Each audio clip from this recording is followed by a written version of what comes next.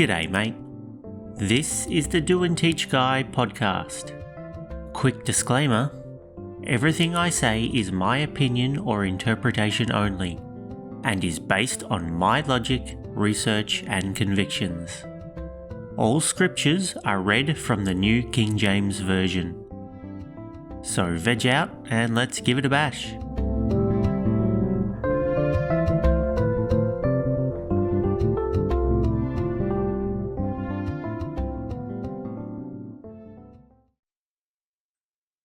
This is episode 4, and today we're at part 3 of 4 for the End Times mini-series. If you don't have the first parts fresh in your head, then you might want to revisit them before continuing. The Sixth Trumpet. Next is Trumpet 6 and Woe number 2. From Revelation 9 verses 13 to 16. Then the sixth angel sounded, and I heard a voice from the 4 horns of the golden altar which is before God, saying to the sixth angel who had the trumpet, Release the 4 angels who are bound at the great river Euphrates, who had been prepared for the hour and day and month and year, were released to kill 1/3 of mankind. Now the number of the army of the horsemen was 200 million. I heard the number of them. These are the 200 million I was talking about earlier. I think that the 4 angels are God's good angels and not demons like I've heard most people say. They were told to wait at the gate to do their job when the time came. Then they led the army of 200 million good angels to kill 1 billion or so people and to put a stop to the newly freed demons' 5-month torture fest. Like God's angels are delivering mercy killings to these people. At the end of these 6 gruesome months, all the remaining armies surrounding Israel will finally conquer them. This is the thing that finally pushes the Jews over the edge, and the Jewish leadership will finally acknowledge Jesus as the Messiah, like it says in Matthew 23, verse 39. For I say to you, you shall see me no more till you say, Blessed is he who comes in the name of the Lord.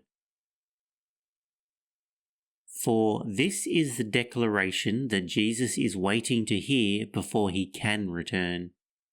At this stage, there will be very few people left on the earth.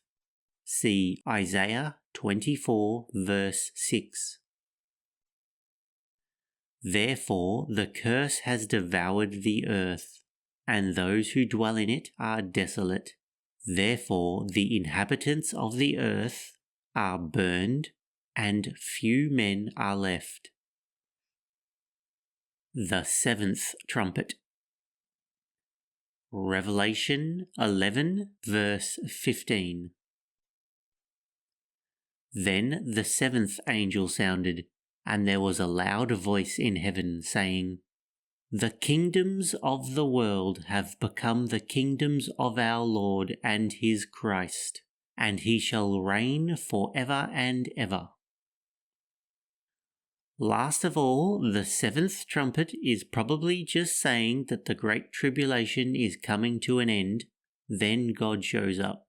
But this is probably after woe number 3, and God himself dishing out the 7 thunders which we were specifically not allowed to know about.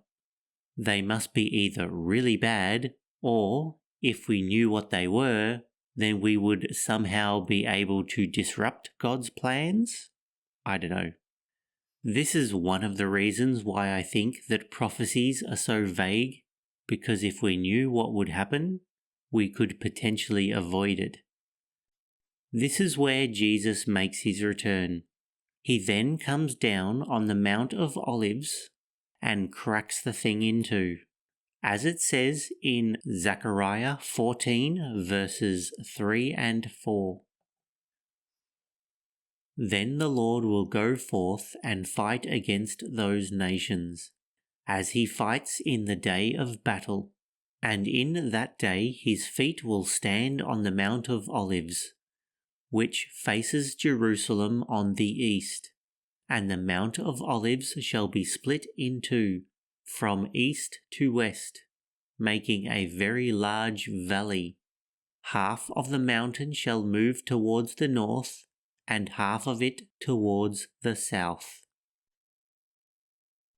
So Jesus comes down and defeats all the remaining nations that invaded Israel. I'm not sure if the mountain is split before or after defeating these armies, but it doesn't really matter either way. The rapture finally happens.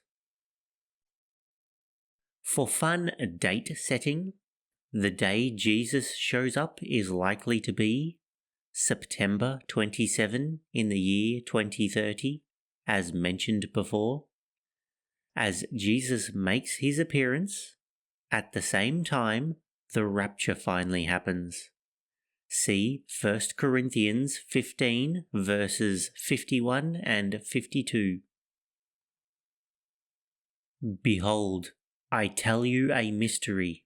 We shall not all sleep, but we shall be changed, in a moment, in the twinkling of an eye, at the last trumpet.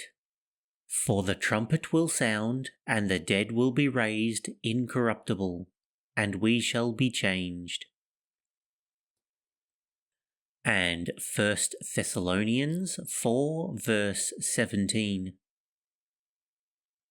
Then we who are alive and remain shall be caught up together with them in the clouds to meet the Lord in the air, and thus we shall always be with the Lord.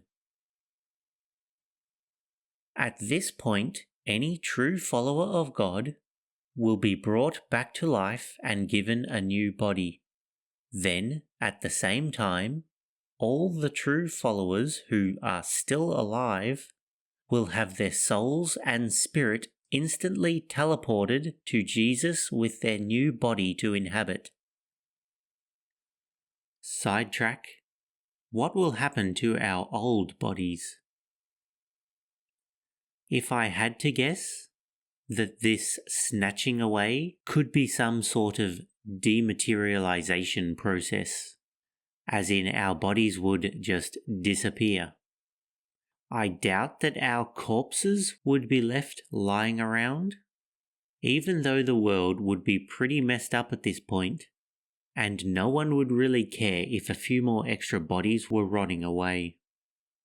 I definitely don't believe, like the mainstream church preaches, that the people will be lifted up into the sky.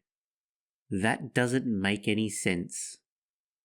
Why would we fly up into the sky, then travel through the air towards Jerusalem? Then what? Would we then disappear and then reappear in our new bodies? And how is flying thousands of Ks in a blink of an eye? I think that another option for our old bodies would be that all the water is instantly removed as our souls and spirit are teleported away. This would turn us into little piles of dust. The pile of dust would be a whitish colour and look like a miniature pillar of salt. You know what I'm referencing there, don't you? Jesus will then wipe the floor with the armies infesting Israel, and the 1,000-year millennium will start. During this time, Jesus will rule over the world with the help of his followers, his resurrected children. On Jesus' return, or maybe soon after, all the people with their new resurrected bodies will get their rewards based on how they did and taught the law while they were alive. Rewards from heaven. For when we get these rewards, see Revelation 22, verse 12.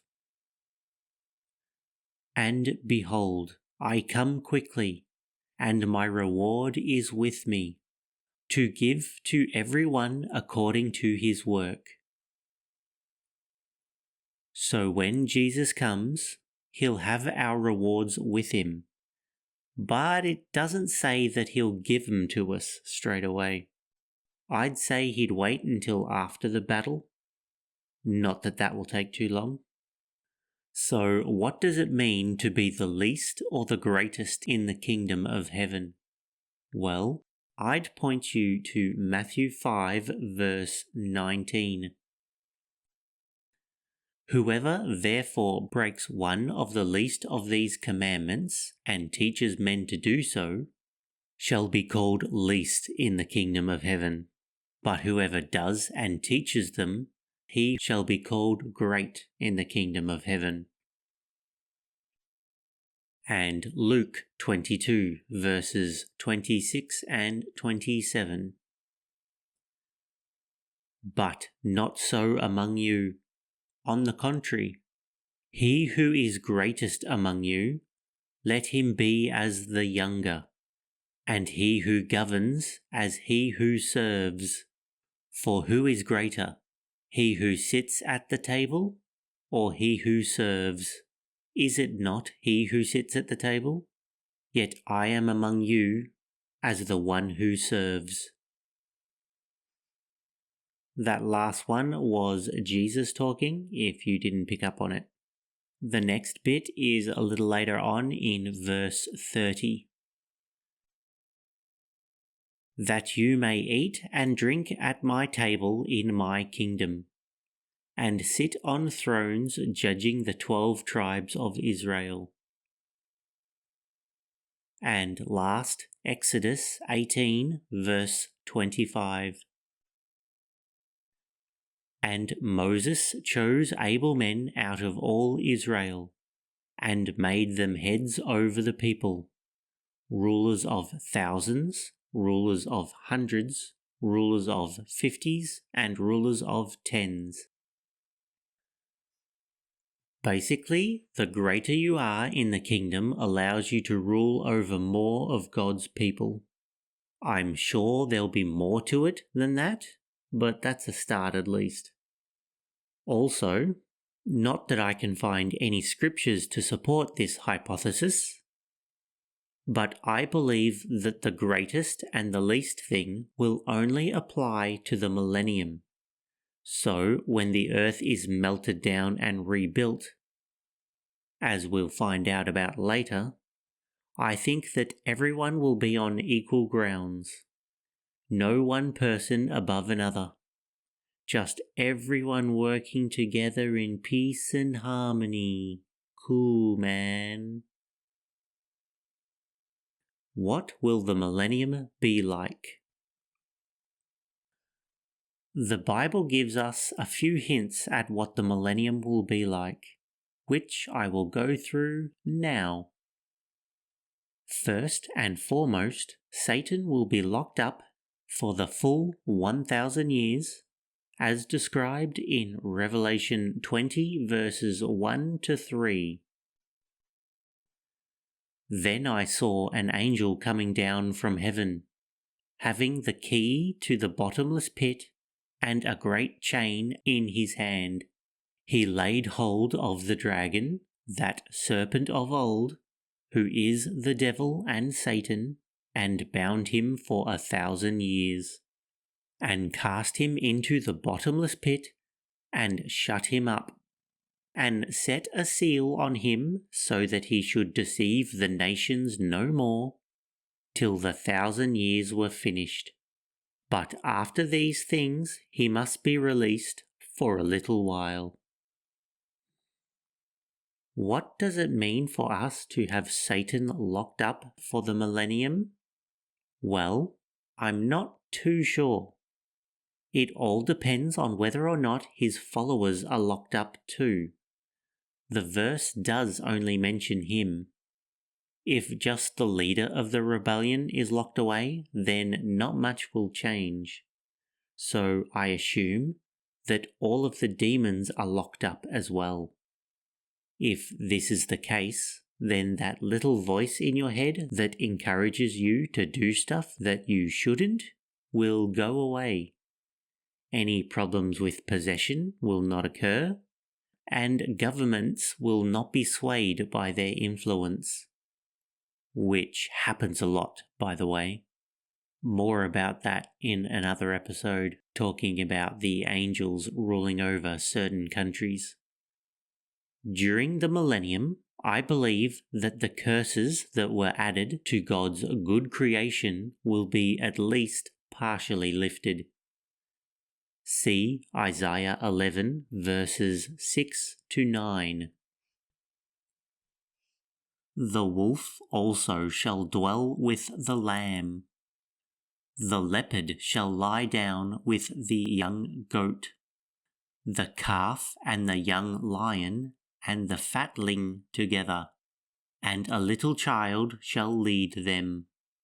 The cow and the bear shall graze, their young ones shall lie down together, and the lion shall eat straw like the ox.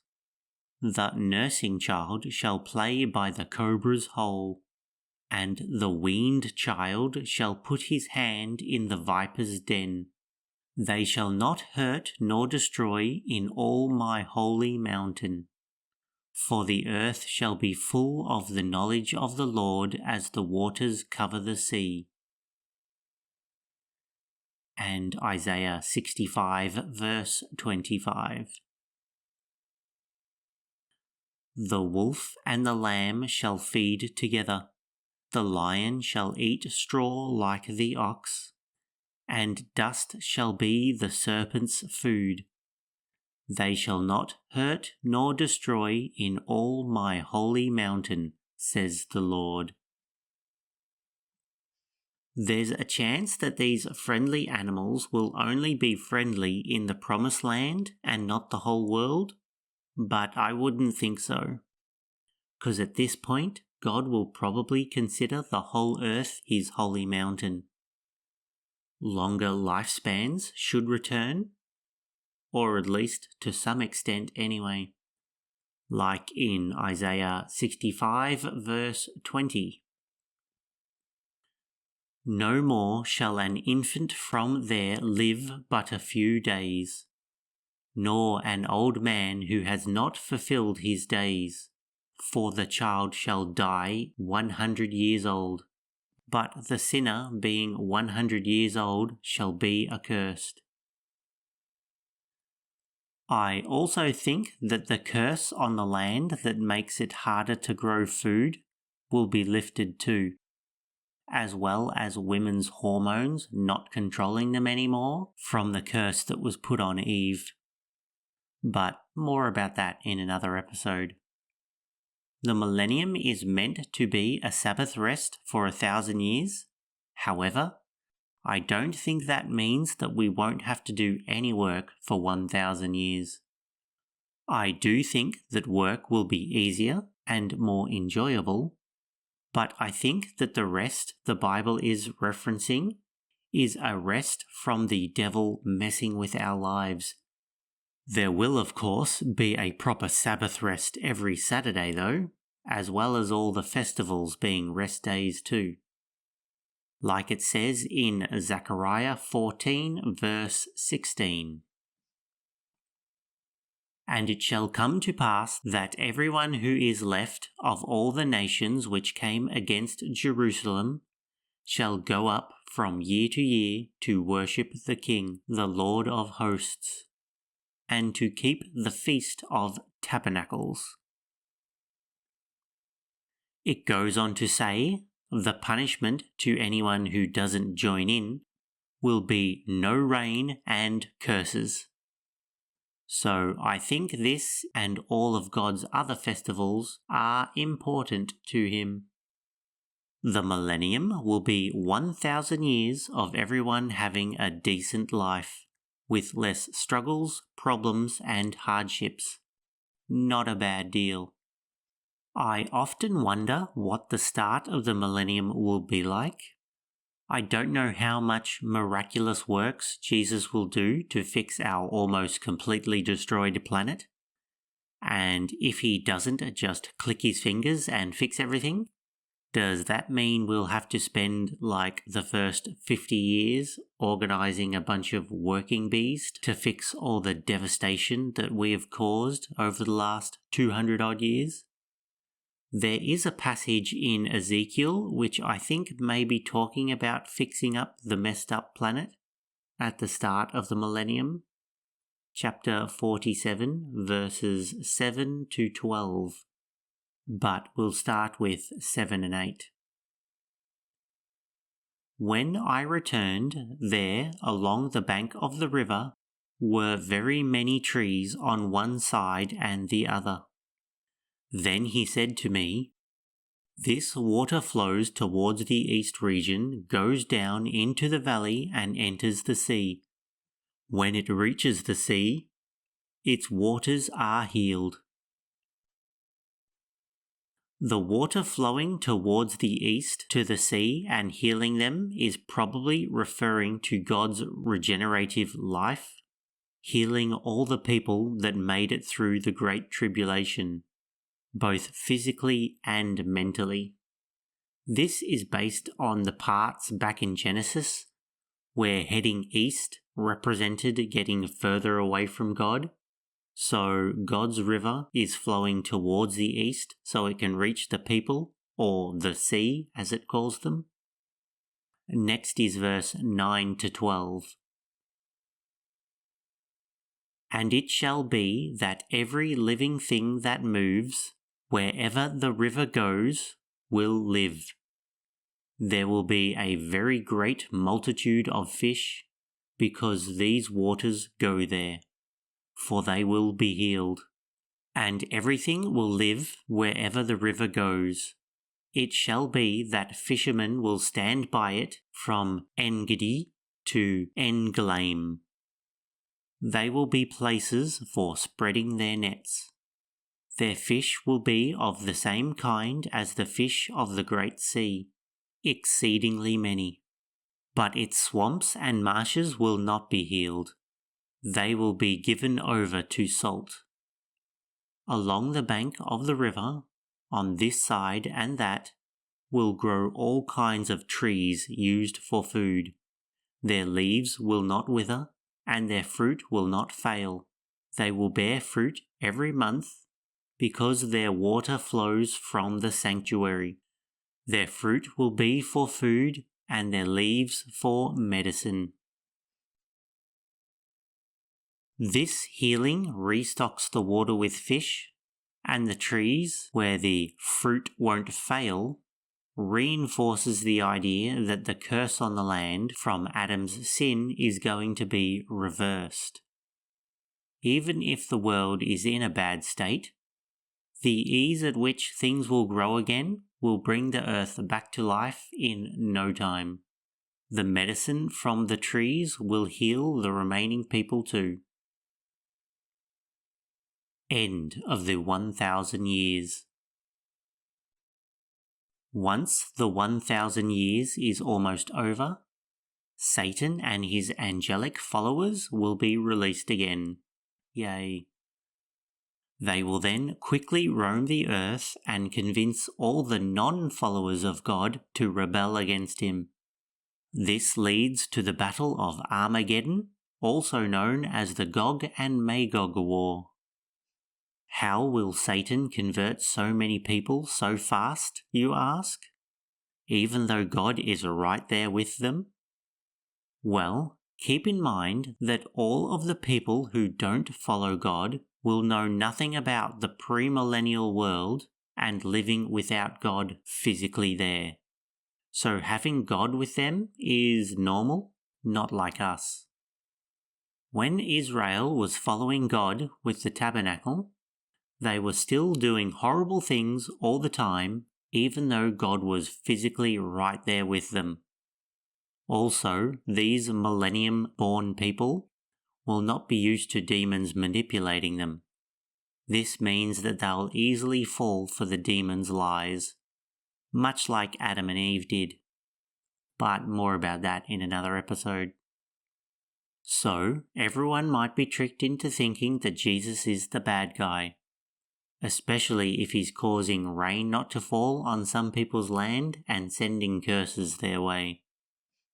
Everyone will join together to attack Jerusalem. To stop this rebellion, God unleashes the 7 bowls of wrath. The New Jerusalem. Before the bowls are tipped out onto the earth, I think that all of God's followers with their 1,000-year-old bodies will be teleported to the New Jerusalem that is yet to appear. There they are kept safe from the 7 last plagues. See Revelation 15 verses 1 and 2. Then I saw another sign in heaven, great and marvellous. 7 angels having the 7 last plagues, for in them the wrath of God is complete. And I saw something like a sea of glass mingled with fire, and those who have the victory over the beast, over his image, and over his mark, and over the number of his name, standing on the sea of glass, having harps of God.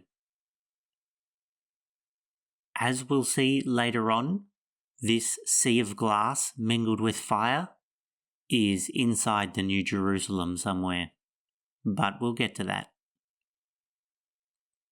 The first bowl of wrath.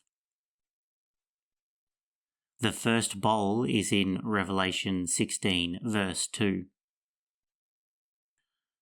So the first went and poured out his bowl upon the earth, and a foul and loathsome sore came upon the men who had the mark of the beast, and those who worshipped his image.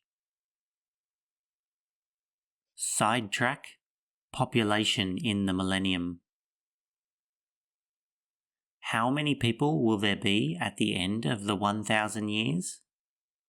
By the end of the Millennium, there might even be as many people as we have today. Since there will be no war, people will live longer, and food will be much easier to grow, so that shouldn't hinder the population growth. It's not unreasonable to think that several billion people will try to attack God at the end. Unfortunately for them, they'll be snuffed out pretty quick. What about the new dead? What about the people born in the Millennium who turned to God and died? Will they get their new bodies? Some of these new people will turn to God, but like nowadays, most of them will not. But I think that any followers that did die will be resurrected, but not until after the Millennium ends, at the judgment. For this is when the second resurrection happens. But we'll talk about that later on.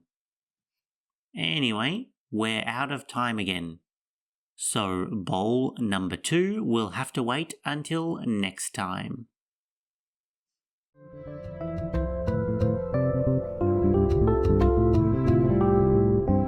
That's it for today. Thanks for listening. I pray that your faith grows, but more importantly, that it's shown through your life and your actions. Catch ya.